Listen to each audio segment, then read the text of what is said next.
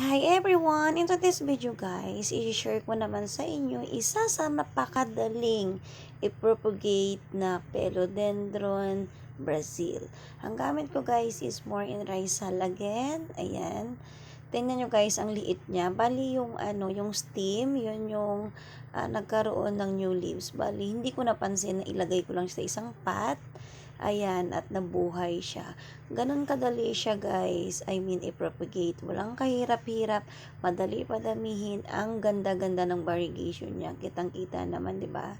And then, titingnan natin guys. After 100 days, ganito na siya. Sobrang lago na niya. Ang haba na niya. O, di ba? Ganon lang kadali mag-propagate. Kumbaga, hindi ka na mahirapan, hayaan mo lang siya sa malilim na area. Pero mostly, kailangan nito guys, morning sunlight para lumabas ng maayos yung kanyang variegation. Ito, pansin nyo, hindi masyadong okay yung variegation kasi nakalimutan ko, nakatago pala siya dun sa isang malalim na paso. So, hindi siya masyadong naarawan.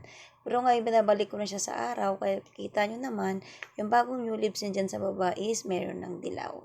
Thank you for watching everyone!